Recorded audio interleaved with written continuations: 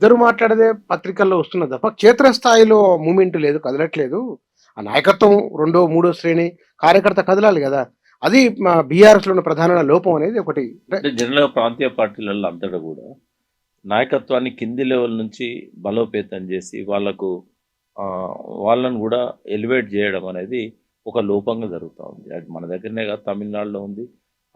అక్కడ వెస్ట్ బెంగాల్‌లో ఉంది. టీడీపీ అది మినహాయింపు కాదు. టీడీపీ మినహాయింపు అంటే ఇప్పుడు గాదది. ఎన్టీ రామారావు పీరియడ్‌లో మినహాయింపు. చంద్రబాబు నాయుడు మళ్ళీ అట్లా ఎలివేట్ చేయలేదు. తొక్కేసాడు. ఎవడు ఎదుగుతుంటే వాడిని తొక్కేసాడు. అది మనకు వందల పేర్లు ఇవ్వగలుగుతాను నేను. 2, 3 చెప్పండి. ఇప్పుడు చంద్రశేఖరరావు అని కరీంనగర్‌లో ఒక ఎమ్మెల్యే ఉండే. జె. చంద్రశేఖరరావు జువాడి. ఆయన 97లో అసెంబ్లీలో తెలంగాణ మీద చర్చ జరిగినప్పుడు చంద్రబాబు నాయుడే ముఖ్యమంత్రి. తెలంగాణ హక్కుల మీద గట్టిగా మాట్లాడిండు ఆయన.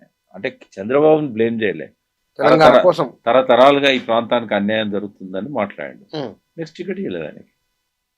తర్వాత అధికారంలోకి రావడానికి ఏం చేస్తే అధికారంలోకి మళ్ళీ వస్తామో 90% ప్లాన్ ఇచ్చింది కేసీఆర్. ఆయన మంత్రి పదవి ఎప్పుడు పక్కకు పెట్టాడు. ఇట్లా చెప్పుకుంటూ పోతే చాలా ఉంటాయి. నాయకులలో గులాంగిరి చేసే వాళ్ళని తప్ప ఇండివిజువాలిటీ ఉన్న వాళ్ళని ఎదగనియలేదని చెప్పడానికి.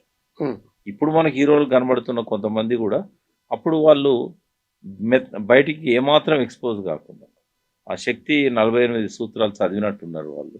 అందులో మొదటి ప్రిన్సిపల్ ఏముంటుందంటే, హ్మ్. ఒక నాయకుని దగ్గర నువ్వు ఎదగాలనుకుంటే ఆ నాయకత్వం కింద నీకున్న తెలివిని నువ్వు బయట పెట్టకూడదు. ఆ లోపలనే ఉంచుకోవాలి. ప్రతి దాన్ని ప్రశ్నించకూడదు.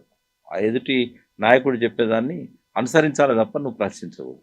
ఇది ఫస్ట్ ప్రిన్సిపల్ అన్నట్టు శక్తి 48 సూత్రాలు. అంటే రాజకీయాలలో ఎంత నిదానంగా, ఓర్పుగా, సహనంగా ఎదగాలనుకున్నప్పుడు ఇవన్నీ చేయాలని చెప్పి ఆ బుక్ చెప్తుంది.